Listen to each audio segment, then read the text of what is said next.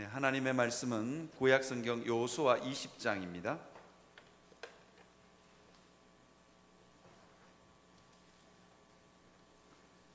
여호수아 20장 1절에서 9절에 있는 말씀입니다. 제가 가진 성경으로 구약성경 349페이지입니다. 찾으셨으면 제가 한 절 읽고 여러분들이 한 절 읽고 교독하도록 하겠습니다. 마지막 절 9절은 다 같이 읽도록 하겠습니다. 여호와께서 여호수아에게 말씀하여 이르시되 이스라엘 자손에게 말하여 이르기를 내가 모세를 통하여 너희에게 말한 도피성들을 너희를 위해 정하여 부주 중에 실수로 사람을 죽인 자를 그리로 도망하게 하라. 이는 너희를 위해 피의 보복자를 피할 곳이니라. 이 성읍들 중의 하나에 도피하는 자는 그 성읍에 들어가는 문턱 위에 서서 그 성읍 장수들의 위에 자기의 착한 일을 말할 것이요 그들은 그 성읍에 받아들여 한 곳을 주어 자기들 중에 거주하게 하고 피의 보복자가 그의 뒤를 따라온다 할지라도 그들은 그 살인자를 그의 손에 내주지 말지니 이는 본래 미워함이 없이 부지 중에 그의 이웃을 죽였음이라. 그 살인자는 회중 앞에 서서 재판을 받기까지 또는 그 당시 대제사장이 죽기까지 그 성읍에 거주하다가 그 후에 그 살인자는 그 성읍 곧 자기가 도망하여 나온 자기 성읍 자기 집으로 돌아갈지니라 하라 하십니다. 이에 그들이 납달리의 산지 갈릴리 게데스와 에브라임 산지의 세겜과 유다 산지의 길앗 아르바 곧 헤브론과 여리고 요단 저쪽 블록인 지파 중에서 평지 광야의 베델과 가 지파 중에서 기럇람 문하세 지파 중에서 아산 골란을 패배하였으니 다 같이요. 이는 곧 이스라엘 모든 자손과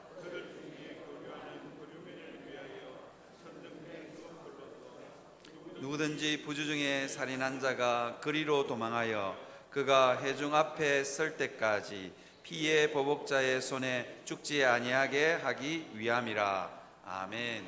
네, 여호수아서는 13장부터 시작해서 19장까지 우리가 읽은 본문의 앞쪽까지 계속해서 뭘 기록해 놓고 있냐면 땅을 분배한 여러 지명들을 언급해 놓고 있습니다. 발음도 잘 안 되는 어디에 붙었는지도 모르는 성읍들을 잔뜩 열거하고 있습니다. 그리고는 땅 분배가 끝났다. 이스라엘 백성들에게 약속의 땅이 다 나누어졌다는 거죠. 약속의 땅이 나누어지자마자 여호수아는 도피성에 관해서 언급하고 있습니다. 모세가 명령했던 율법들 중에서 이게 이스라엘 백성들이 지켜야 될 중요한 법들이 굉장히 많잖아요. 그런데 여호수아가 뭘 적을까? 약속의 땅에 들어가면 꼭 이것만은 지켰으면 좋겠다라고 생각했던 법이 있는데 그게 뭐냐면 도피성이었습니다. 왜 도피성을 여호수아서에 기록해 놓았을까? 그 모든 율법들, 중요한 율법들이 너무너무 많지 않습니까?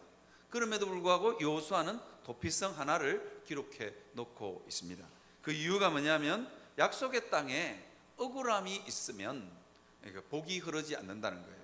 약속의 땅에 억울함이 있으면 생명도 자라지 않고 복이 흐르지 않기 때문입니다. 그래서 이게 여호수아는 이게 도피성 규례를 20장에 기록해 놓고 있습니다. 여러분, 하나님의 공동체는 정의를 세우는 것보다 너무 옳은 것보다 원칙보다 더 중요한 게 있습니다.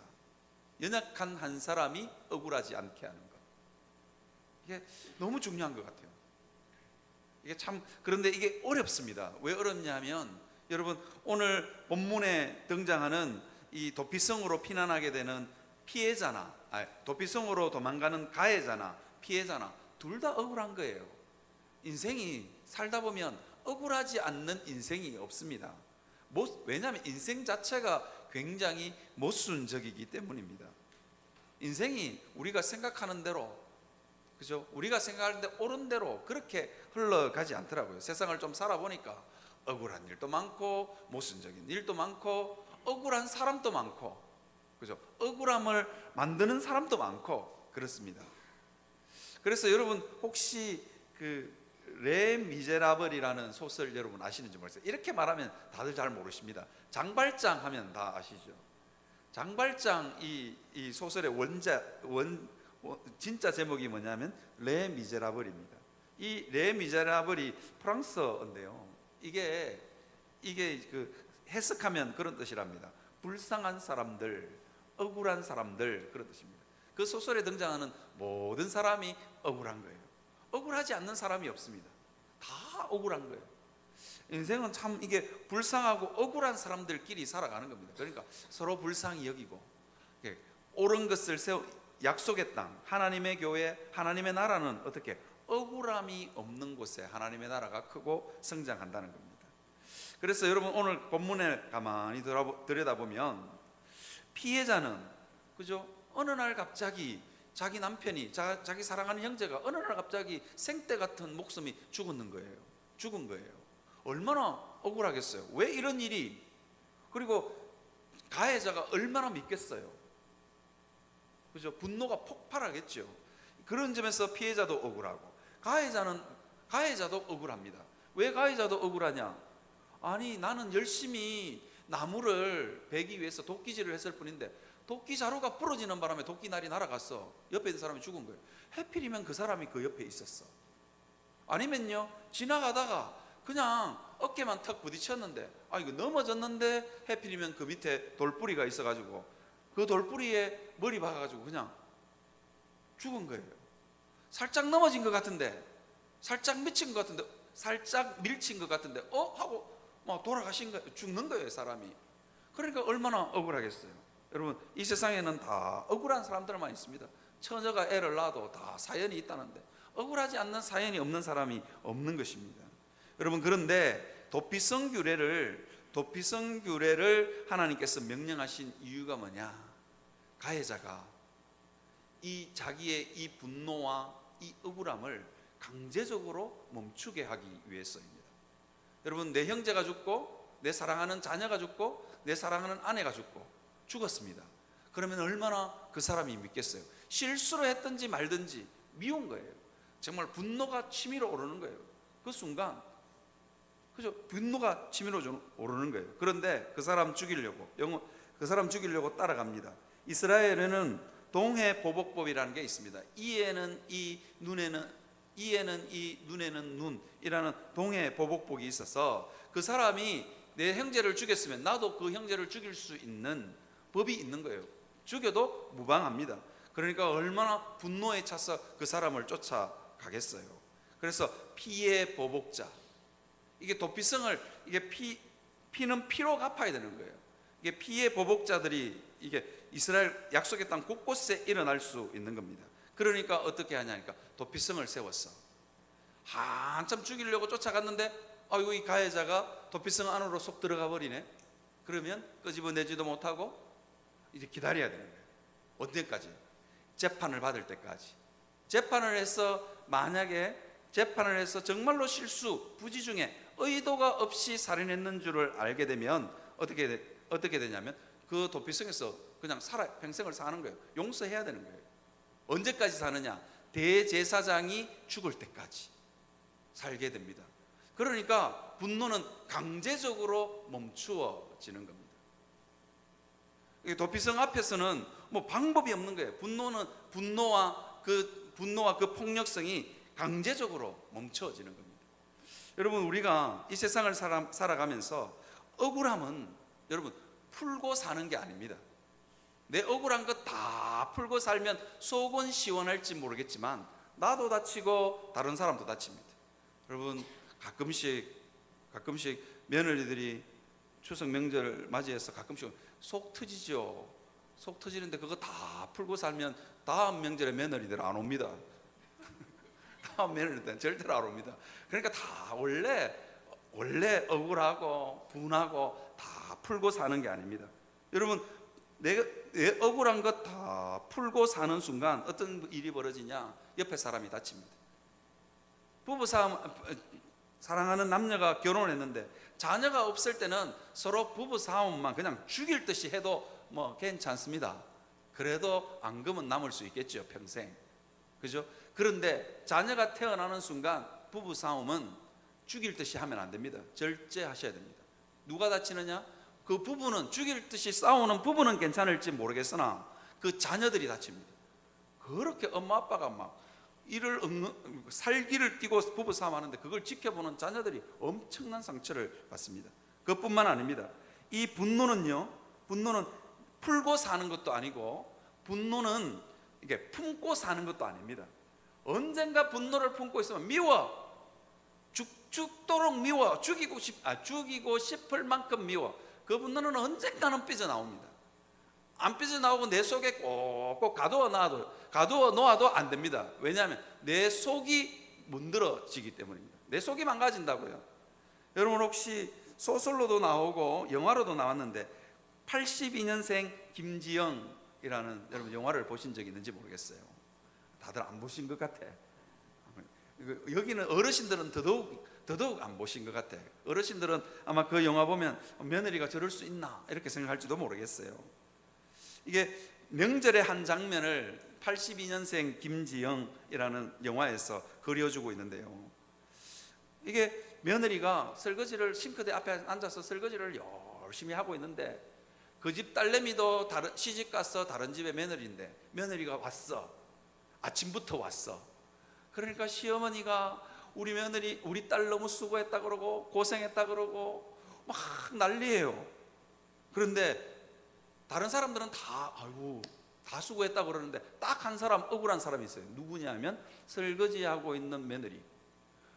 이 집 딸은 친정에 왔는데 자기는 친정 못 가고 있는 거예요. 너무 억울해. 남아선호 사상과 가부장 제도의 폐해를 그대로 보여주고 있습니다. 남편도 시아버지도 시어머니도 우리 며느리 아직 친정 못 갔다는 생각은 아무도 안 하는 거예요. 그러니까 너무 억울해. 설거지하면서 너무 억울해. 여러분 집에 며느리 오거든 빨리 가라 그러십시오. 빨리 가라 그랬는데 안 가는 건 며느리 책임이고, 일단 말은 빨리 가라고 하고 볼 일입니다. 빨리 가라고. 그죠? 빨리 가라고. 그리고는 빨리 가면 좋지만 빨리 안 가도 좀 골치 아프죠. 그죠? 어쨌거나 빨리 가라 했는데 안 가는 거예요. 이 며느리가 그걸 꾹꾹 마음속에 넣고 사는 겁니다. 그런데 갑자기 꾹꾹 넣고 참을 수 있을 거라고 생각했는데, 이 억울함 꼭 숨겨놓고 참을 수 있을 거라고 생각했는데 어떤 일이 벌어지냐니까 정신질환이 오는 거예요. 희한한 정신질환이 왔어요. 다중인격이라고. 갑자기 설거지하다가 며느리가 탁 돌아서서 뭐냐면, 사부인, 당신 딸이 소중하면 내 딸도 소중한데 당신 딸이 친정 왔으면 내 딸은 왜 안 보내줘요? 그러니까 시아버지 시어머니 그 집안 모든 사람들이 이 똥그러니까 왜 저래 이렇게 되는 겁니다. 사랑하는 성도 여러분, 누군가를 억울하게 하고 누군가 억울한 마음을 마음에 품고 살면 나도 다치고 다른 사람도 다칩니다. 여러분 성경에 보면 이 잔인함과 억울함을 늘 마음속에 넣고 사는 이스라엘 지파가 있습니다. 그 지파가 누구냐면 레위 지파와 시몬 지파입니다. 어느 날 갑자기 자기 여동생, 사랑스러운 여동생이 동네에 놀러 갔다가 세겜족 하몰의 아들에게 이게 강간을 당하는 거예요.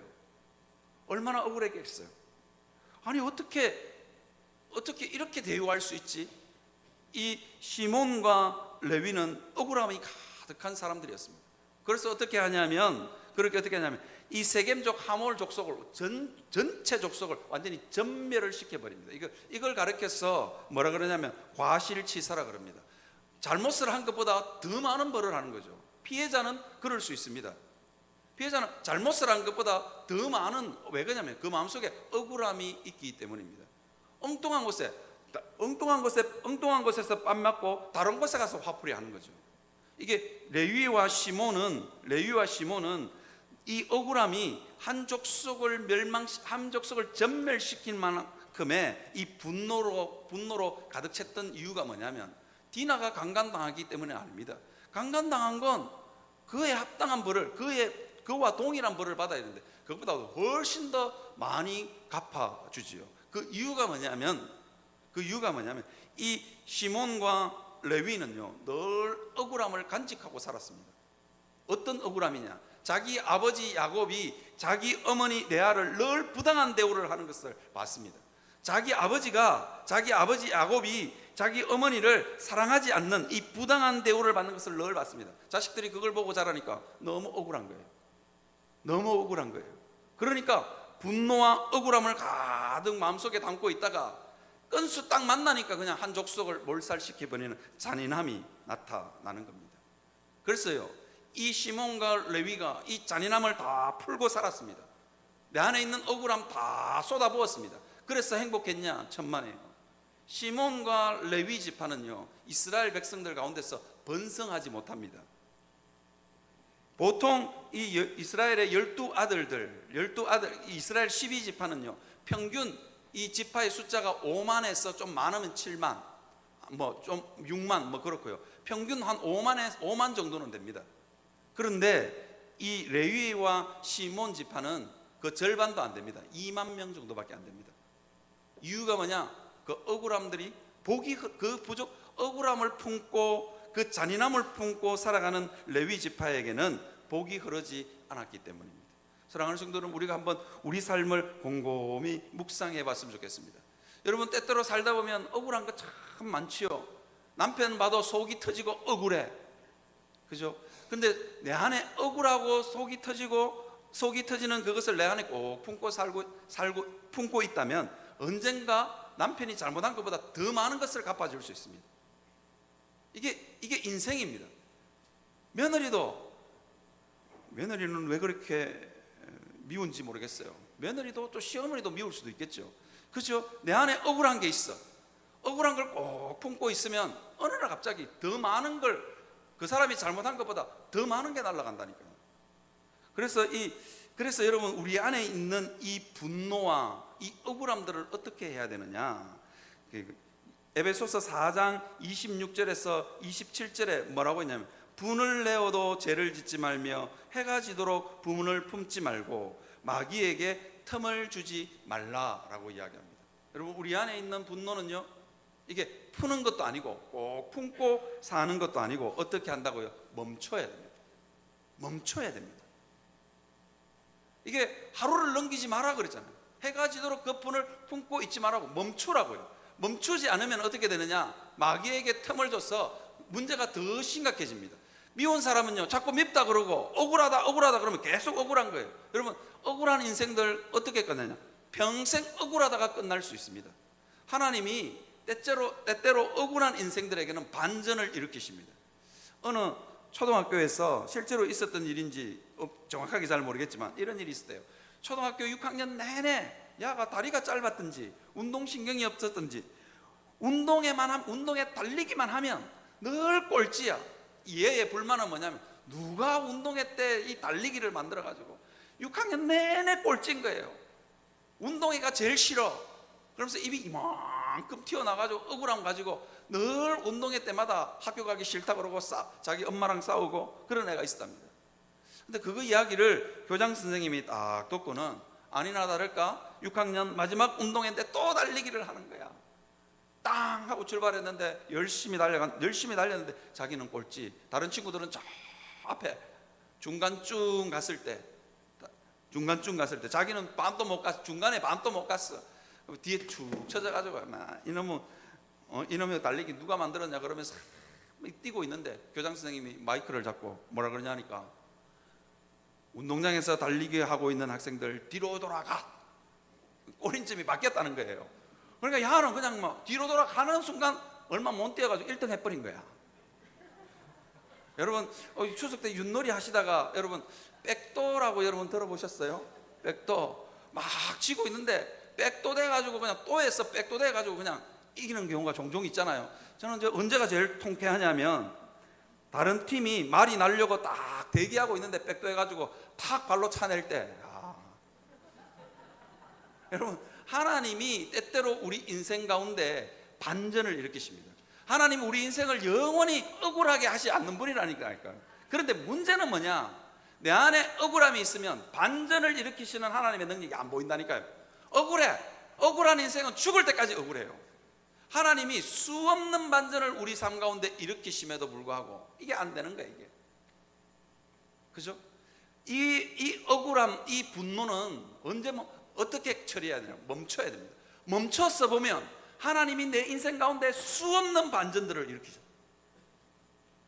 제가 아는 분 중에 돈이 있는데도 아파트를 안 사신 분이 있어. 서울 사시는 분인데 아파트값 떨어진다고 끝끝내 안 샀어. 근데 이분이 40대 한 중반쯤 되니까 이분은요, 만나면 억울함이 가득해. 우리나라부터 시작해서 전 세계 경제의 불합리함을 늘 외치시는 분. 세상이 곧 망한다, 세상이 이렇게 억울하면 안 된다, 막 그러고 늘 사시는 분이에요. 교회 젊은 집사들 모이면 다 피해. 왜냐하면 또 얼마나 이게 돈이 있는데도 아파트를 안 샀으니 얼마나 억울하겠어요. 그러니까 막 만나면 우리나라 경제 이러면 안 되고, 정치인들은 다 썩어 빠졌고, 세계적인 대기업들 다 썩어 빠졌다고 맨날 그렇게 하면서, 그러니까 그분 옆에는 사람들이 안 가. 그래가지고 이분이 너무 억울해가지고 땡빛을 내가지고 아파트를 샀네. 근데 그 아파트가 올랐어. 그 다음부터 절대로 그 이런 이야기 안 합니다. 여러분, 그 양반 절대로 세상이 불합리하니 우리나라 경제 질서가 불합리해, 나 그런 소리 한 적 들어본 적이 없습니다. 아파트 값 오르니까 그냥 나왔던 입도 그냥 쑥 들어가더라고요.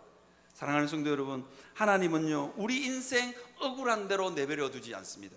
반드시 반전의 포인트를 만드시는 분이 하나님입니다. 그런데 억울한 거 꼭 품고 멈추지 않으면 사탄이요, 늘러맞서 우리를 딱 잡아버립니다. 사탄은요, 귀신같이 우리 안에 있는 분노와 억울함을 압니다. 그리고는 그 틈새를 파고듭니다. 그래서 인생 죽을 때까지 그냥 억울하게 만들어버려요. 억울해서 하나님의 은혜가 안 보이는 거예요.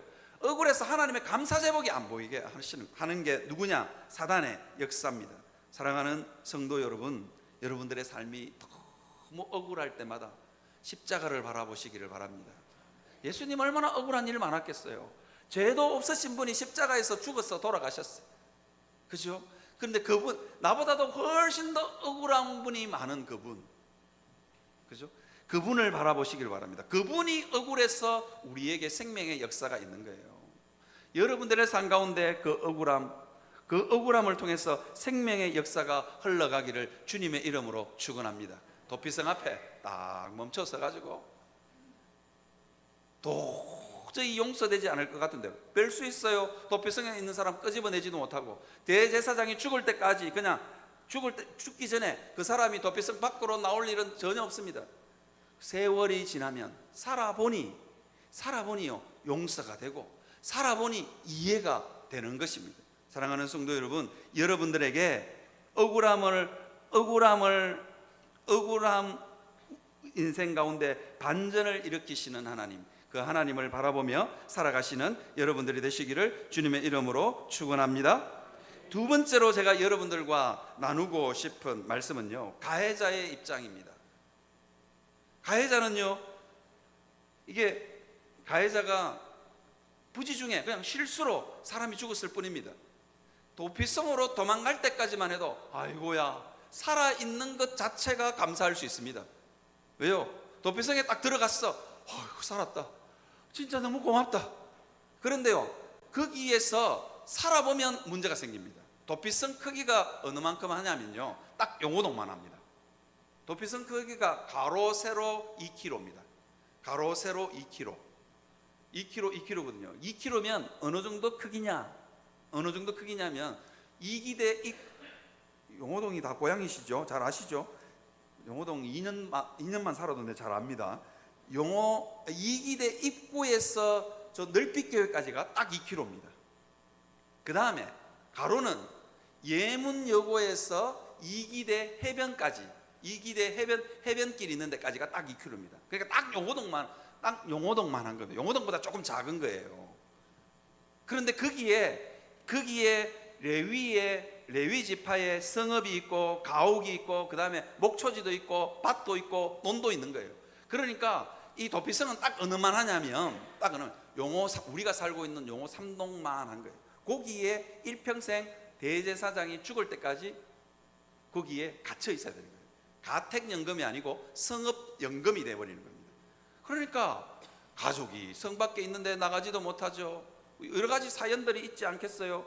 가족들이 고생하고 있는데 내가 좀 나가서 일만 잠깐 도와주면 되는데 나갔다 하면 죽어. 그러니까 거기에 꼭꼭 갇혀가 있는 거예요. 처음에는 사람 죽여서 도망갈 때는 후유 살았다 했는데 살아보니 억울한 거야. 내가 뭐 의도적으로 죽였나? 그냥 살짝 밀쳤을 뿐인데 그렇게 양심의 마비가 생깁니다. 가해자도. 여러분, 그래서 가해자도 억울하고 피해자도 억울한 거예요. 여러분, 아까 제가 말했던 그 장발장 이야기를 한번 들어보시기 바랍니다. 장발장이 조카가 굶고 있었어. 조카 맞지 싶어요. 내가 초등학교 때 읽었던 동화라서. 조카가 어제 인터넷에서 확인했는데 조카 맞습니다. 조카가 굶어 죽어가고 있었어. 너무 조카가 굶어 죽어가고 있는 조카가 너무 불쌍해서 빵 한 덩인가요? 한 조각을 훔치거든요. 그런데 재판장이 빵 한 조각 훔쳤을 뿐인데 감옥으로 보내버립니다. 그러니까 얼마나 억울하겠어요. 억울한 거야. 굶어 죽어가고 있는 조카 생각도 안 하나. 그래서 이 장발장이 끊임없이 탈옥을 시도합니다. 탈옥을 시도하다가 잡히고 탈옥을 시도하다가 잡히고 빵 하나 훔쳐가지고 몇 년을 살았냐? 19년을 산 거예요. 그러니까 얼마나 악에 받쳐서 살겠습니까? 자기 빵 훔친 건 잘못이라고 생각도 안 해요. 인생이 다 이렇게 완악하고 강팍합니다. 인생이 다 자기 중심적이에요. 내 빵 훔쳤다는 생각은 전혀 없어. 마치 우리 집 애들 키우다 보면 그런 거 있잖아요. 우리 집 애들만 그런 게 아니고 우리 집 애들만 그런 게 아이들 키우 야단 실컷 쳐놨는데 야단을 실컷 쳐놨더니만 야단 친 것만 기억하고 잘못했는 거는 완전히 그냥 생각도 안 해. 아빠가 너무했어. 그렇게 심하게 야단 칠 수 있어. 뭐 이러고 눈 딱 시켜떠고 대들잖아요. 이 인생이 간사한 거예요. 인생이. 도피성에 도망갈 때만 해도 아이고 감사하다 이랬는데 살아보니 불편한 거예요. 그러니까 억울한 거예요. 가해자도 억울한 겁니다. 이 장발장도 마찬가지예요. 19년을 감옥살이를 하고 탁 나왔어요. 감옥살이를 하고 나왔는데 아무도 장발장을 맞아주는 사람이 없어. 장발장에게 빵 한 조각 주는 사람 없어요. 그러니까 장발장이 갈 데가 없어. 그러니까 어디로 가냐면 도저히 갈 데가 없어서 주교 집으로 갑니다. 이름이 뭐냐면 미리엘이라는 주교 집으로 가는데요. 주교가 너무 따뜻하게 잘 맞아줍니다. 아무도 맞아주지 않았는데 잠자리도 제공하고 먹을 것도 주고 너무 따뜻하게 대해줍니다. 그런데요, 19년 억울함을 간직하고 있던 이 장발장의 양심은 마비돼 버립니다. 어떻게 마비되느냐? 억울한 게 있는 사람은 나 이 정도쯤은 해도 괜찮다라고 생각합니다. 그게 뭐냐면 주교 집에 언접시가 있는데 그거 훔쳐서 도망을 갑니다. 여러분 생각해 보면 참 양심이 마비가 돼도 어떻게 저렇게 마비가 돼? 억울함은요 우리의 양심을 마비시킵니다. 이 정도쯤은 내 남편이 평생을 이러고 내는데 섭섭하겠는데 내가 이 정도쯤은 어느 분이 그러더라고요. 남편이 너무 그래서 행주 한번 던졌다고. 내가 그 정도도 못하나 이러면서 남편이 설거지하고 있는데 거실에 비뚤게 거실에 침대에 비뚤하시 누워서 TV 보고 있더래. 열받아가지고 행주를 한번 팍 던졌대요. 그리고는 왜 그러나 그러니까 내가 이 정도도 못하나 이렇게 된 거예요. 이 양심이 그렇게 돼. 억울하면 양심이 마비되는 겁니다. 이 장발장이 그랬습니다. 전혀 언제 자기에게 너무 친절하게 자기를 환대해 줬던 이 주교에게 엄접시를 훔쳐 돌아가면서도 전혀 양심의 가책을 느끼지 않습니다. 그래서 이 도피성은 어떤 곳이냐면 가해자의 양심이 마비되는 것을 멈추게 하는 장치입니다. 여러분 제가 질문을 하나 들어볼까요? 도피성에 도망간 이 도망자는 대제사장을 보면서 축복했을까요? 죽기를 바랬을까요? 이거 참 인생이 묘한 거 아니겠어요? 여러분 어땠을 것 같습니까? 대제사장 딱 보면 저놈이 죽어야 집에 가는 거야. 그죠? 그런데 그 다음에 또 그러니까 이게 참 아니 대제사장이 뭐 잘못한 것도 아니야. 여러분 제가 죽어야 여러분들이 집에 간다고 생각해 보십시오. 다들 예배 시간에 저를 째려보면서 저주하고 있을 거 아니에요. 저주하면서도 조금 양심의 가책은 있을 거예요. 목사님 뭐 잘못한 것도 아닌데 왜 저럴까 이럴 거 아니에요. 그죠? 도피성의 이 도망간 가해자는 대제사장만 보면 마음이 왔다 갔다 하는 거예요. 양심의 가책을 느끼는 거예요. 죽었으면 좋겠다. 그런데요 또 하나 질문 드려볼게요.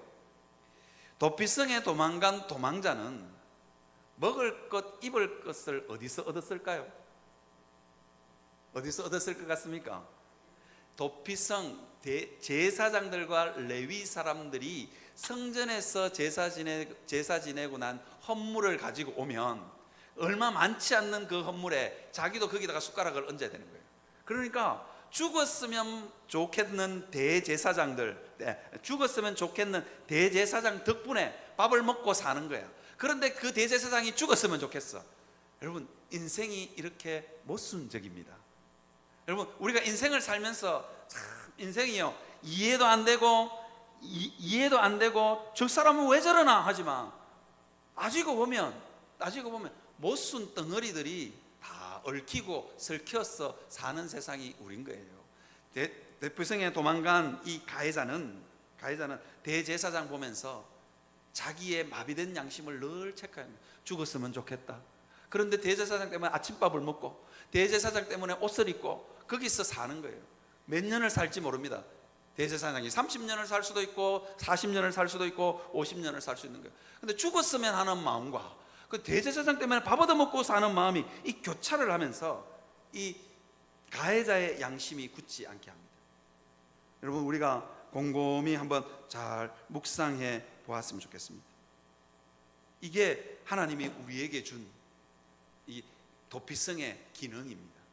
그래서요, 이 장발장 이야기를 좀 더 하겠습니다. 장발장이 그 억울함, 그 강팍할 대로 굳어진 마음, 자기를 환대해 주던 주교의 엄접시를 도망가면서도 양심의 가책을 전혀 느끼지 않았던 장발장이 언제 양심의 가책을 느끼느냐? 언제일 것 같습니까? 경찰이 잡아왔어. 경찰이 잡아와가지고, 야, 장발장, 네 인생 끝났어. 너 19년 살았지? 이제 너 평생 살아야 돼. 너 끝장이야. 세상 모든 사람들이 장발장 잡혀가는 거 보면서 박수를 쳤을 거예요. 쟤는 안 돼. 쟤는 안 돼. 그러고 있는데 주교 집에 딱 들어갔어요. 얼굴을 못 들고 있는데 주교가 뭐라 그러냐면, 뭔 소리 하냐고. 내 엄접시 그거 준 거라고. 아니, 언초 때도 줬는데 왜 안 가져갔냐고. 장발장 자루 속에다가 언초 때까지 넣어서 돌려보냅니다. 그때 장발장 마음이 무너져 내립니다. 그 억울함, 그 억울해서 딱딱하게 굳은 그 마음이 녹아 내립니다. 사랑하는 성도 여러분, 여러분들에게 명절을 보내시는 여러분들에게 누군가의 도피성이 되어 주시기를 바랍니다. 며느리 얼마나 억울하겠어요. 시아버님들이 이번 명절에는 설거지 한번 하시면 어떨까요? 하면 안 됩니까? 저는 너무 설거지 하고 싶은데 우리 장모님, 제가 설거지하면 우리 장모님 너무 불편하셔서 저는 처갓집에 가면 늘 그럽니다. 이제 할아버지도 안 계시고 장인어른도 안 계시고 우리 장모님밖에 없어요. 장모님, 나가서 봅시다. 우리 장모님 이러면서 따라오면서 좋아하시더라고. 장모님, 한 끼만 먹읍시다. 한 끼만. 설거지, 장모님 늘 아픈 허리 하고 설거지하고 그러시더라고요. 그래서 제가 명절 때부터 저는 둘째 사위이긴 하지만 큰 소리 좀 칠 수 있는 사위입니다.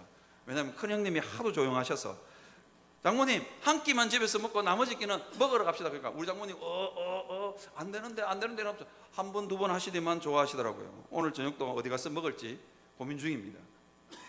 그것도 안 되시면 그죠, 며느리만 설거지 시키지 마시고, 그리고 며느리만 설거지 해야 되는 것도 모순 아닙니까? 여자분들만 설거지 해야 되는 것도 모순이죠. 시아버님들이 한번 하시는 것도 괜찮습니다. 한번 해보십시오. 세상은요, 모순 덩어리입니다. 모순 덩어리인데 누군가에게 여러분 도피성이 되어 주시기를 바랍니다. 그죠? 며느리뿐만 아니라 다른 사람도 마찬가지죠. 며느리, 장가 못 간 아들, 딸, 그런 사람들에게 여러분 도피성이 되어 주시기 바랍니다. 그죠? 우리 한국 교회는 참 좋은 전통이 있습니다. 뭐냐면요, 이게 우리나라 6.25 때 좌우가 나누어져서 서로 죽였습니다. 그때 한국 교회가 그 자기 교회에 그 빨치산으로 내려와서 자기 교회 성도를 죽인 사람들을, 여러분 대표적인 게 손양원 목사님인데 양자로 삼기도 하고, 경찰선 넘어가면 총살당하기 일보 직전에 교회가 보증 서서 그 젊은이들을 빼내온 경험들이 너무너무 많습니다. 한국 교회 그 정도로 여유가 있고 마음이 넓은 교회였습니다. 나는 지금 우리 교회에도 그렇게 누군가의 도피성이 되었었으면 좋겠어요. 그냥 이름도 없이 따지지도 않고 묻지도 않고 그냥 받아주는 겁니다. 그래야만 이건 녹아내립니다. 그럼 한번 곰곰이 묵상해보고 생각해봤으면 좋겠습니다. 도망간 가해자의 마음도 적반하장이라고 가해자의 마음도 굳어질 수 있습니다. 그런데 여러분, 누군가의 도피성이 되어서 누군가의 억울함을 녹여내리고 억울함 때문에 굳어진 마음도 녹아내리게 할 수 있는, 녹여내는 여러분들이 되시기를 주님의 이름으로 축원합니다.